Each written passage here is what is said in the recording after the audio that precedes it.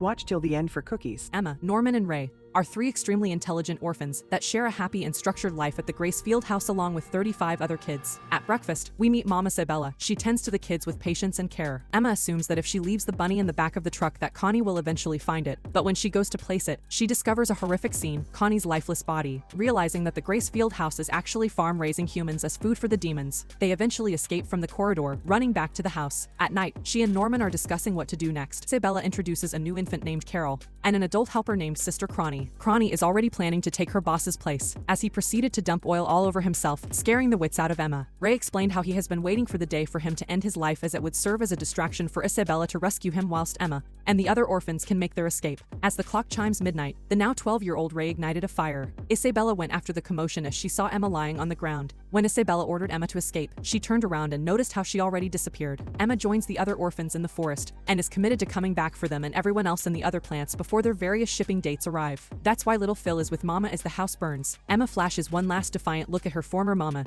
and says goodbye before ziplining across. In her moment of defeat, we learn that Ray is Isabella's son. In the end, Mama seems to be proud that her beloved children outwitted her. Now that they're beyond the wall and cliff, she wishes them good fortune. Emma, Ray, and the other Gracefield children begin their journey to find a safe place to live. Upon further examination of the pen, Ray shows everyone the hidden Morse code. Upon pressing the screen, Gilda enters the password needed for the screen that displays a note left by Minerva, guiding them to the location they need to head to. Everyone says it's thanks to Norman, leaving them the pen that they'll be able to head to their safe haven. Meanwhile, demons who were sent out to track down Gracefield's missing livestock are on the lookout for the children. As the night carries on, the children continue to make their way until they're stopped in their tracks by a wild demon who chases them throughout the forest. Dawn and Gilda make the signal for their groups to split into two while Emma and Ray run behind the group. The wild demon is caught on an arching tree branch, striking it and confusing it for a short amount of time. As the trio catches their breath after escaping from the monster, they stumble upon a trap called the Snakes of Alopenera, where falling into them means never be able to get back. Ray then decides to make his goal to get the demon to follow him, where he'll trap it in the vines. Ray then begins his plan by getting the monster to chase him. However, his plan is cut short by the hunters looking for him. Knowing he'll only be captured, Ray decides to trick the hunters by telling him they're all dead except for him and distract them. Shortly after, a call whistle is made from the pursuers, signaling that a child has been found.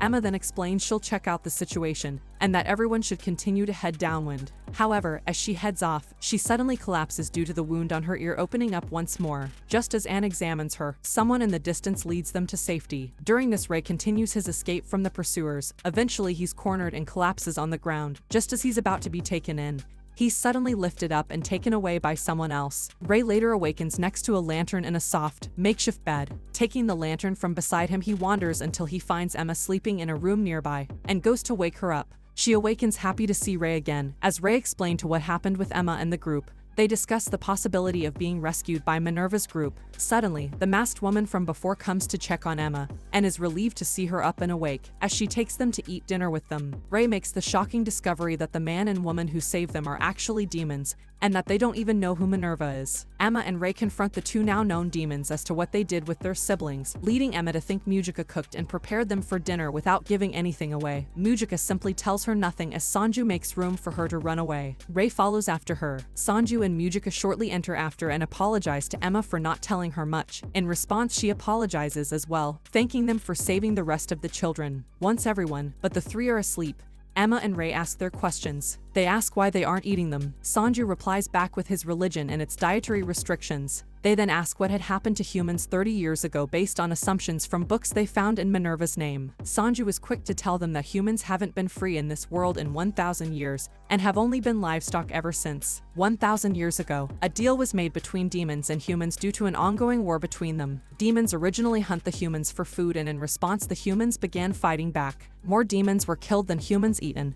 Due to the amount of fear and hatred between the groups, the humans promised to no longer hunt demons if demons no longer are humans to keep the deal in order. Humans gave the demons other humans to purposefully bred and heap as livestock. Since then, the human world and demon world has been kept apart and the livestock children were stuck in the demon world later on. Sanju gives the children directions as to where they want to go and explains it'll take 6 days total. Throughout the course of the 6 days of traveling, the children are taught about herbs by Mujika and harvesting food and materials by Sanju, as well as mapping and using weapons like bows and arrows. 6 days passed away and they could finally go in the shelter. Before Emma left, Mujika gave the amulet to Emma and that amulet will protect Emma as she will hold it, and after that, Emma say goodbye to them. They finally find the entrance and went to the shelter. Emma turned the lights on but no one is there. But Mr. Minerva left a letter saying the shelter is for the children. Ray found a radio in the monitor room. With this radio, they can learn about what's going on in the house. Then Emma, Ray, Dawn, Gilda, Anna, and Nat went outside to test the radio, and the radio said everything is normal at the Plant 1 and Plant 4. Emma, Ray, Dawn, and Alicia went on a secret room and they heard the phone is ringing. Emma answered the phone and the one who is calling is William Minerva, but her hopes are somewhat dampened by Ray, who explains it to be a recording. In that recording, Minerva explains his intentions into doing this because he saw countless children be sacrificed to demons and couldn't bear it any longer, thus starting a shelter behind their backs for children that became aware of what was really happening. He leaves the rest of the kids and leaves a map in the pen titled Future, should they ever want to go the human side of the world, and the recording ends. Suddenly, an explosion is heard down in the power of the shelter, and knocking the two late-night shifters unconscious. Two men barge in the shelter with guns and scout the place, looking for the kids, unknown to them that they escaped and hid down the caves. The group runs to escape their captors only for them to drop in from holes above. Emma and Ray push one of them down and escape through another route. Once on the surface, they gather the kids and order them to run into the forest. However, the forest is blocked by a group of armed soldiers who have all the kids at gunpoint, ready to pull the trigger. Unbeknownst to them, the demon that kids have encountered a couple of days back was roaming around the area, and then kills all the soldiers. Ray shoots it in one of the eyes, leaving it writhing in pain. The demon, in rage, chases the kids once more, as they all split up into the darkness of the forest. Back at the prison, one of the demons held a flower of death, and was planning to use it on Isabella after a heated debate with his bosses due to the variety of options they had on her. He decides to make a deal with her. He'll give her freedom and something desirable if she manages to bring back all the children, alive or dead. After the attack on the shelter, a group of kid disguises as demons make way into a nearby town under guise of business. They discover that most of the populace are bitter and poor due to the nobility taking almost all shares of human meat. In an abandoned temple not far from town, the kids live in temporary residence, while Emma and Ray figure out what to do after the attack. The next day, Toma and one of the kids reveal their demon costumes to the group and beg Emma to take them with her into town. Emma objects initially but gives in when Dawn decides to take them anyway. Suddenly, an old demon emerges from the shadows, not able to recognize the children due to blindness, and believes they are demonic children who are passing through. He begins to pray for his kind and wishes for everything to turn out better for them. Wishing for the town to prosper again, he leaves. In the town slums, two demons look at their relatives' deteriorating conditions and worry it won't survive the next couple of days. One of them believes that the kids that escaped from Gracefield are still at large and might possibly be in town,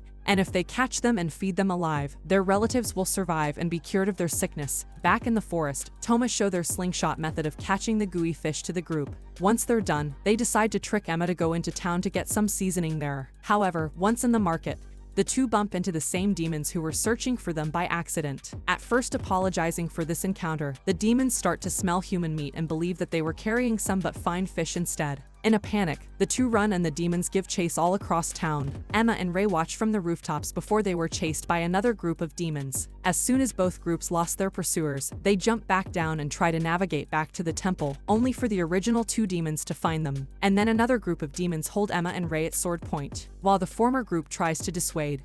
The latter did not kill their quarry as they did not notice another demon appearing behind them and slice them in half, surprising Emma and Ray. While expecting their deaths, he says Emma's name and declares that he found them, and they discovered to their shock and horror that the demon behind the mask is Norman. Back at the ruins, Dawn, Gilda, and the others are all shocked at seeing Norman in front of them. Norman explains that he was taken to a lab called Lambda. Instead of just being sacrificed, he witnessed children being drugged, experimented, and mutated on himself, being tested a few times. He was able to escape with a supporter of Minerva's help. Sometime later, he was able to develop a drug that degenerates demons and return them to a primal state. Recalling Emma's goal, he began mass production of the drug to make them primal and exterminate the demons altogether and build a human world for themselves so they wouldn't live in fear anymore. While everyone supports his plan, Emma is starting to feel unsure. Emma confesses she doesn't want to kill demons, as it would make them no better than the demons in the first place. She seeks a pacifist route, though accepts that it will never happen. In the forest, Ray is looking for a hideout that Norman told them about. Once there, they are greeted by Cyclo, Barbara, and Vincent, Norman's adult co-conspirators, and inform him that Norman is out and will be back soon. Norman arrives and beckons the latter two outside before addressing his friends. As he introduces the drug, Ray reveals that some demons will not degenerate with the drug, and Norman curiously questions them,